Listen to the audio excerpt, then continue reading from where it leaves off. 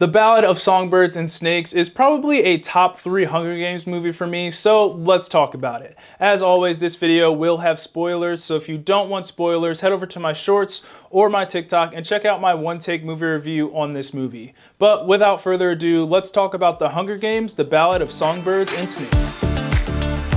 So in this movie, we follow a young President Snow who is mentoring Lucy Gray of District 12 in order to help her win the Hunger Games so he can get money for his family.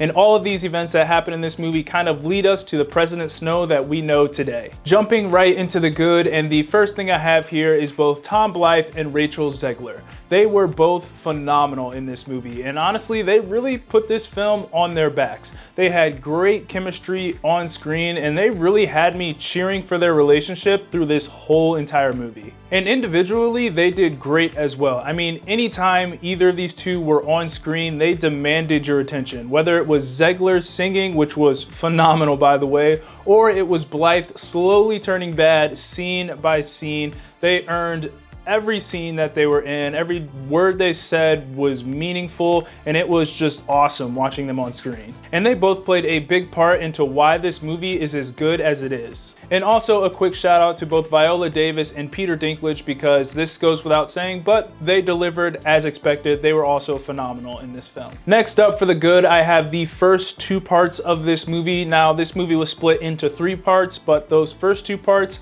were really just near perfect in my opinion, and honestly could have been its own movie. We obviously had Snow mentoring Lucy to win the Hunger Games so he could get the fun for his family, and it was just done beautifully. They built up the stakes, they built up the tension throughout these first 2 parts, and once we got to the end of the Hunger Games with that scene of Lucy singing, which in my opinion is one of the best scenes in this movie, I honestly would have been okay if they just cut the movie right there, because those first 2 parts, as I said before, was a whole story in itself. The Hunger Games part of the movie was one of my favorite parts of the movie. It had this gritty kind of down-to-earth tone, and I really enjoyed that. And they also did a great job at making it seem impossible for Lucy to win, and it really made you wonder, even though we knew she was gonna win in the end, but it really made you wonder how she was gonna end up winning the Hunger Games, and I really liked that. And as I said before, her song at the end was probably the best part of the movie, and really anytime Rachel Zegler sang in this movie, it was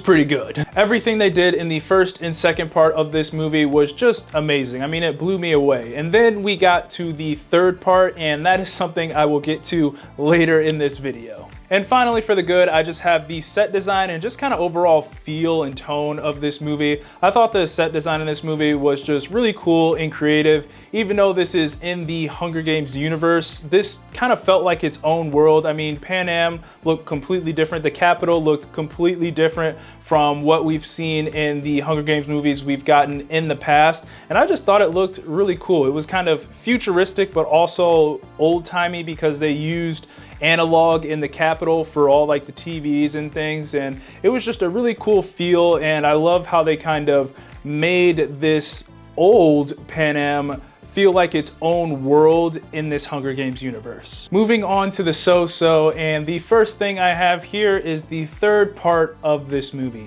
Now, as I said before, the first 2 parts were near perfect in my opinion, but this third part kind of brings the movie down for me.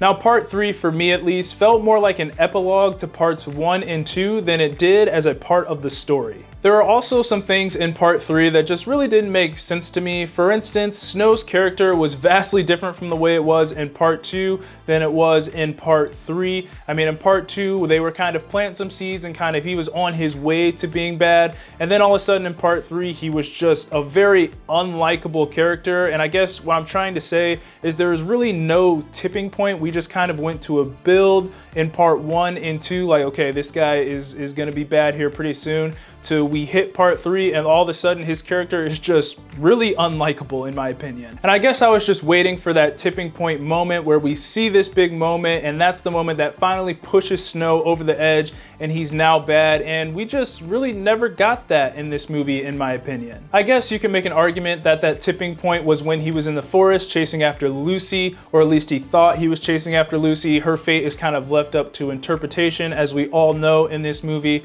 but even before that, it seemed as soon as he became a peacemaker, he just became very unlikable. But I was still cheering for him for this whole movie, which is more credit to Tom Blyth, because I just wanted Snow to turn out good, even though I knew he was gonna be bad. But again, I just wish there was a little bit more build in part 3 and that we had like a defining moment of this is what sent Snow over the edge. Finally, let's get into the bad, and the only thing I have here kind of stems from what I had in the so-so, and that is that the ending of this movie just felt really rushed. After parts 1 and 2, which as I've said before are phenomenal, had tremendous build, we got to part 3 and it just felt like they wanted to turn Snow into the big bad that we know he is today as quickly as possible. And this just made the ending feel very rushed. It just felt like we had a bunch of moments that happened and then all of a sudden Snow is bad and then bang, movie over. And even if it made the movie a little bit longer, I would have liked a little bit more tension and build in this third part.